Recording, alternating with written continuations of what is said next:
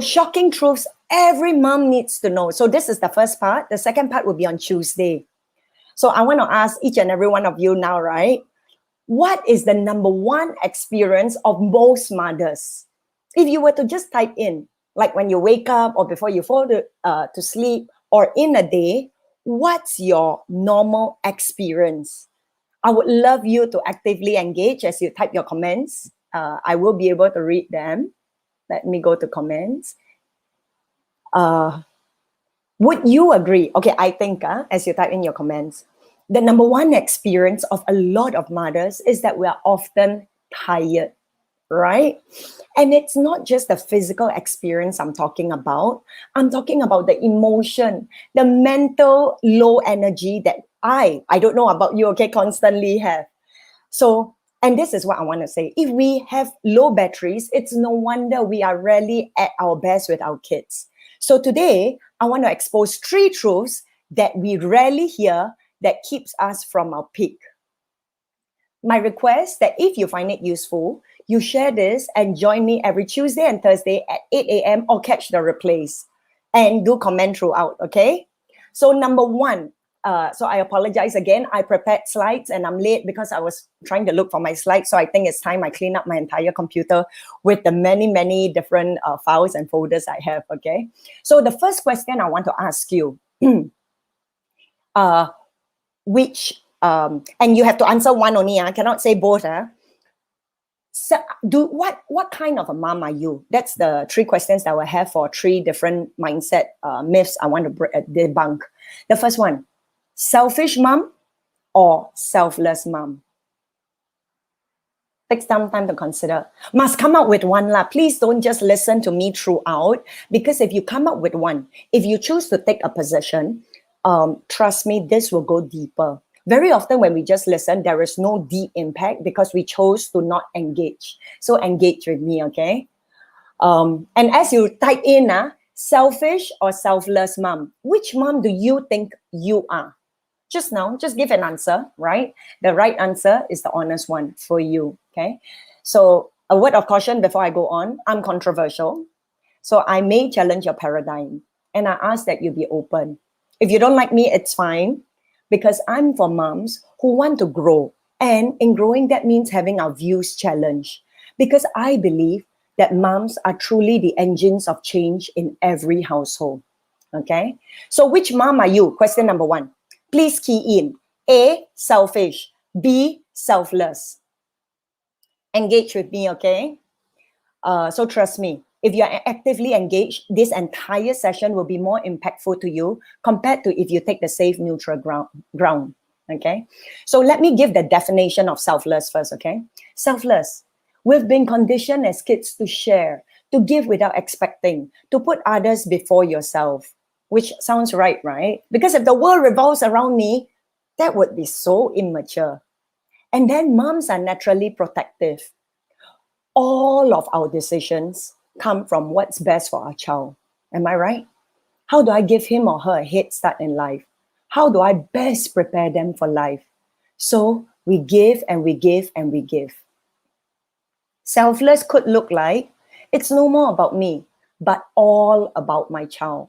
We zoom in into their needs and unconsciously fade ours out. Some of us even lose ourselves as we focus on the child. So that's selfless. A, if you're a selfless mom. Let's look at B, the selfish mom. The definition of selfish. People who think for themselves with little or no regard for others. They are so focused on their needs that they seem oblivious to the needs of those around them. So for example, they pretend not to see the old lady on the MRT so they won't have to stand and give their seat.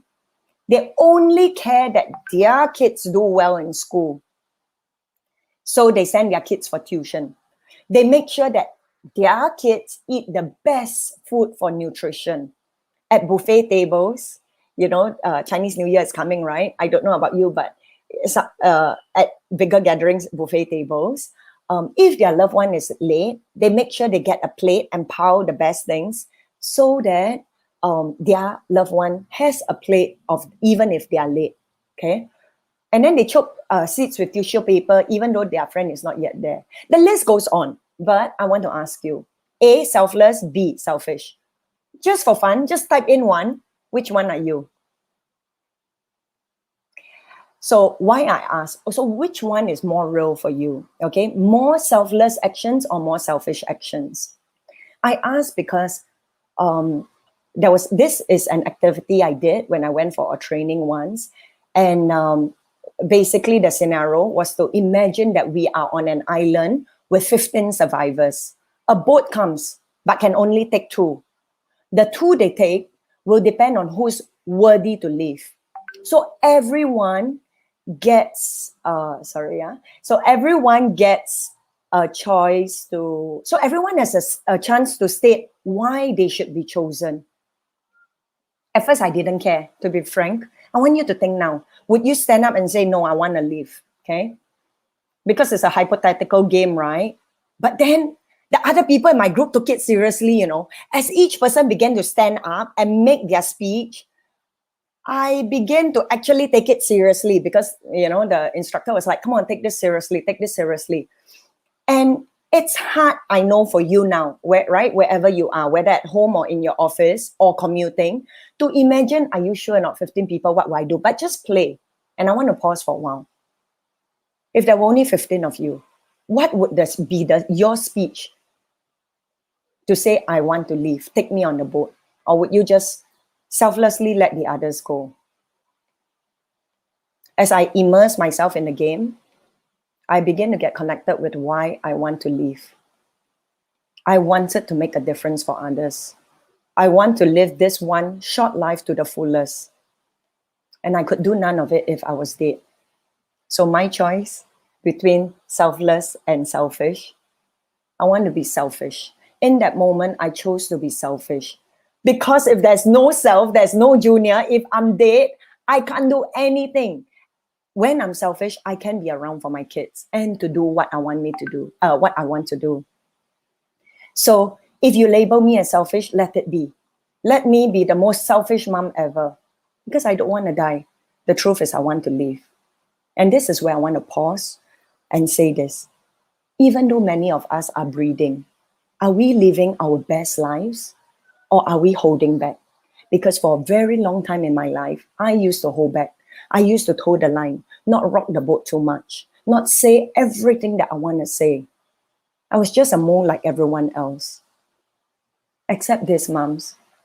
None of us, you, me, you were not born to be like anyone else. You are an original. Don't die a copy. So I'm selfish, unapologetically admitting it. And my heart is to break the paradigm, to shift it to the other way. Okay? Because of this one principle. We live in a world of duality. We define light when we have darkness, hot, cold, love, hate, good, bad. There's always both.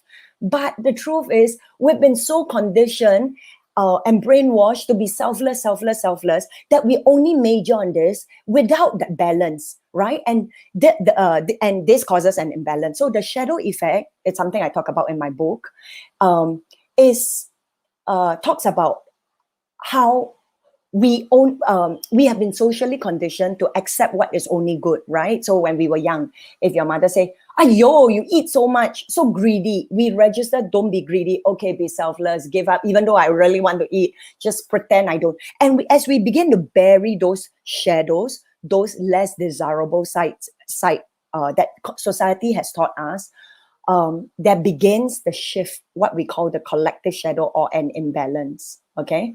So we are taught selfless is good, selfish is bad. We are shown examples of selfish people and shame if we dare to be like them. We grow up avoiding any actions and chide ourselves if we have selfish thoughts. Why you never share? So selfish, right?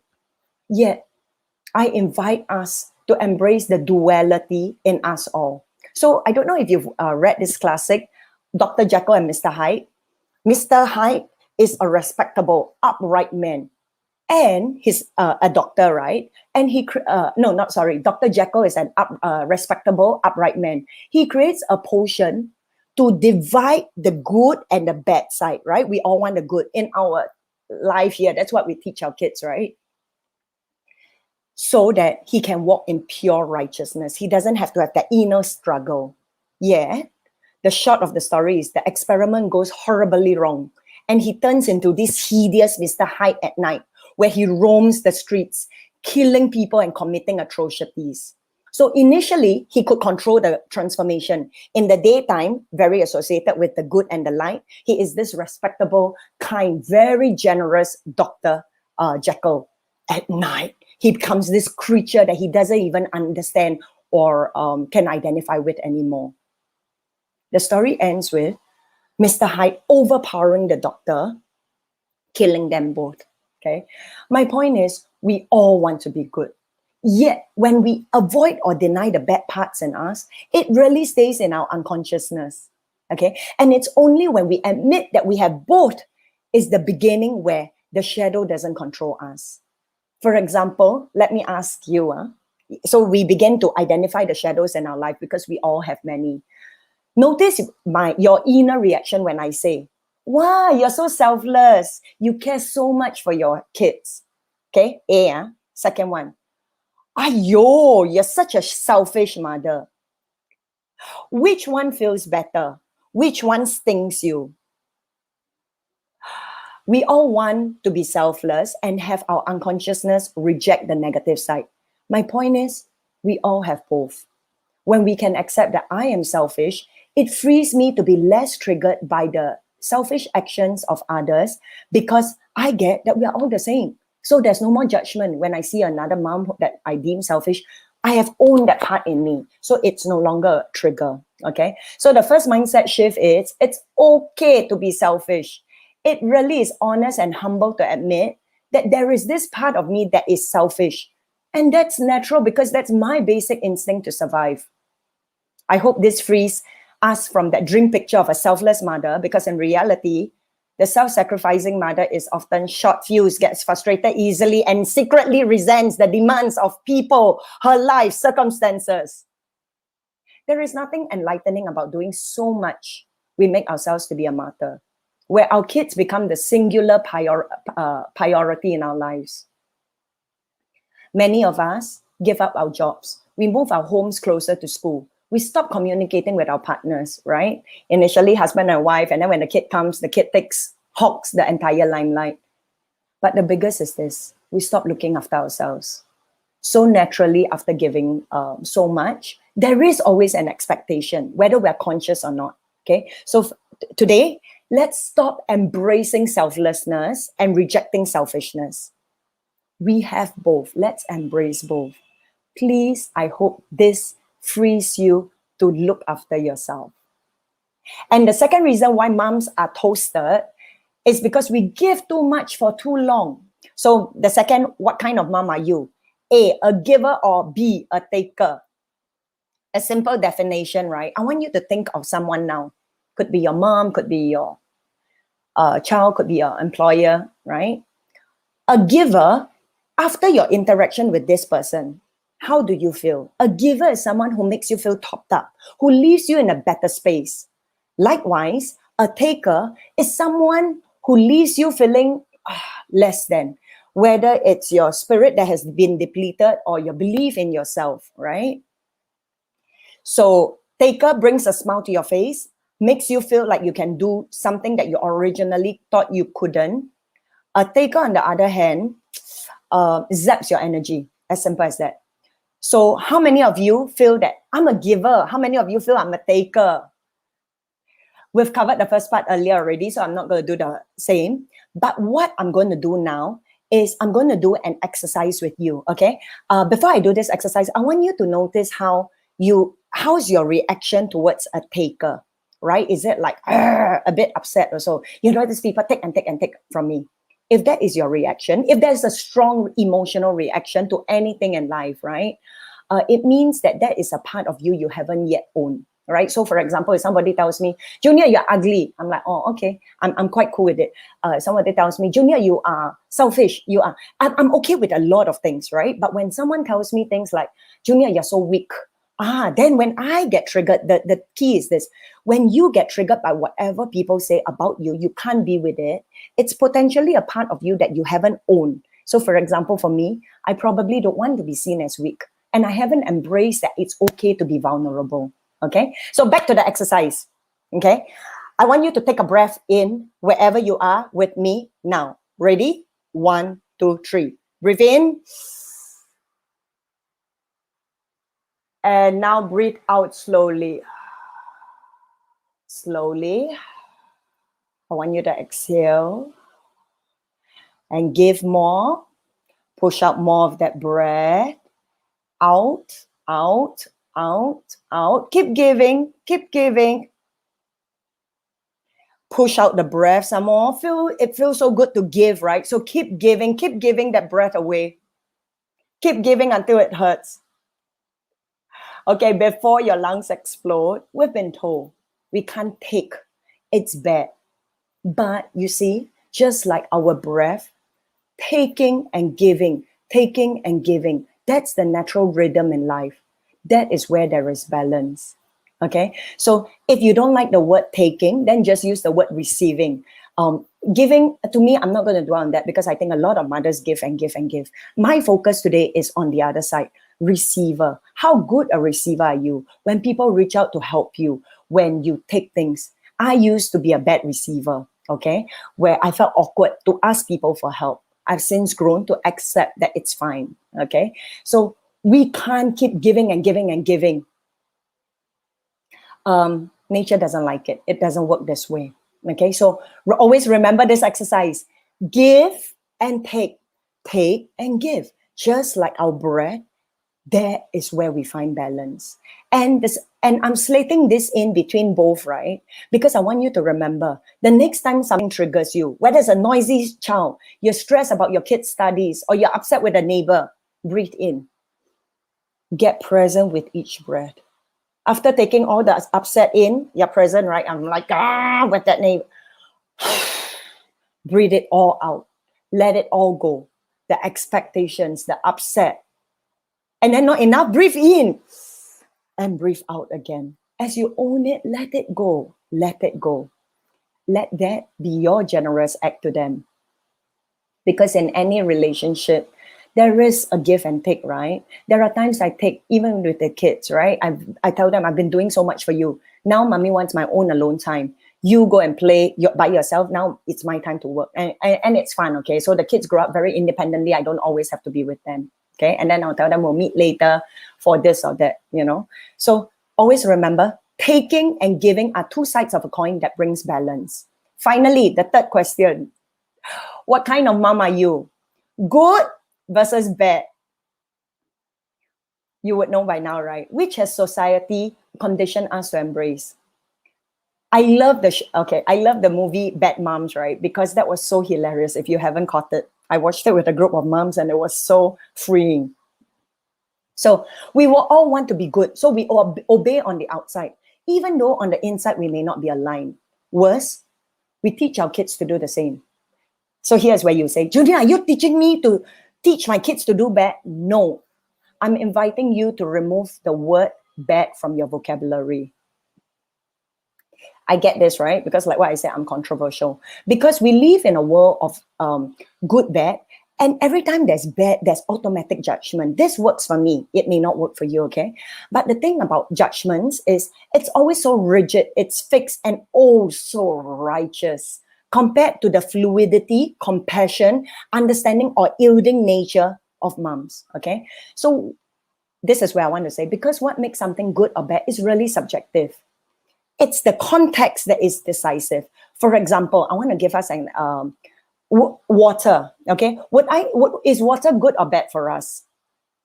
I think many of us accept that our body needs at least 70% of fluids. So we've been taught to drink water to stay healthy, am I right? And yet, there is a certain tribe in Amazon where they don't drink water because there are parasites in the water.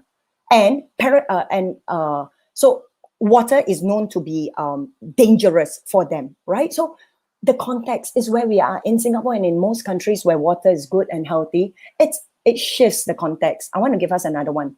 We are brought up knowing that stealing is bad. Context, right? What if I'm stealing to save my dying mother?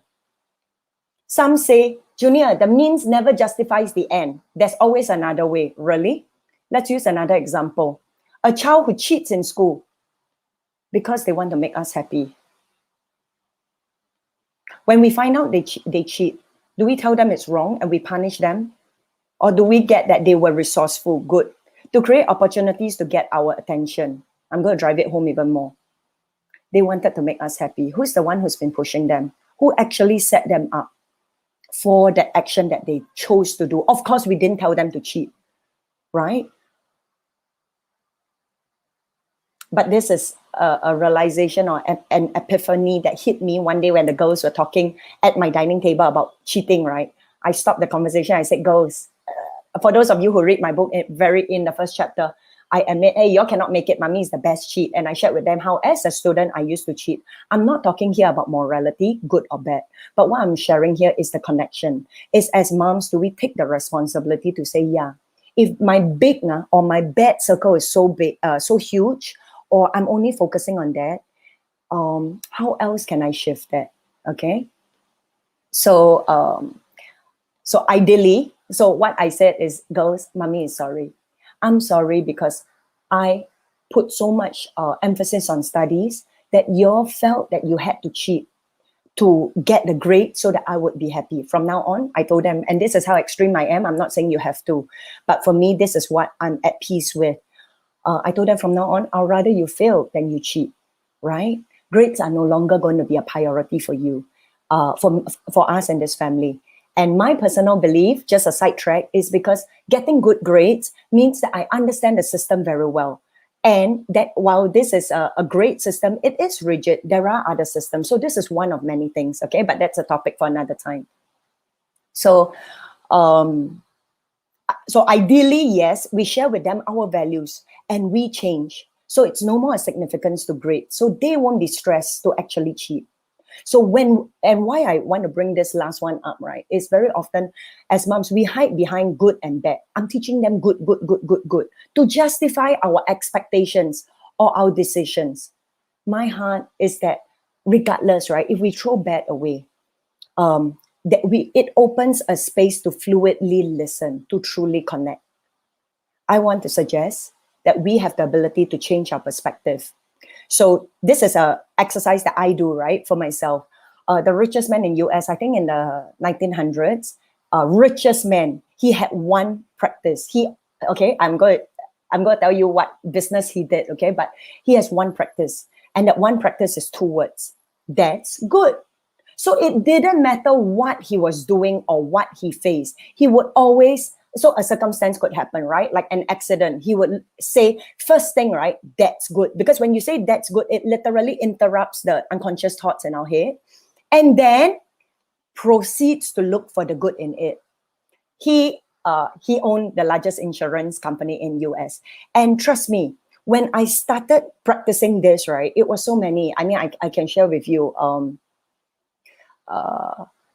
for example, for me, right, I'm in the midst of having a helper, and then just yesterday we confirmed one, and then Myanmar shut their borders just yesterday. So, but when I choose to see, I lie down and instead of allowing worry and problems to plague me, I'm like, okay, that's good. Not just saying it for the sake of giving it lip service, but how do I, then I began to search for the good in it. So whatever my kids do, right? Like yesterday came back, asked me to sign things here, 4 upon 10. I'm like, that's good.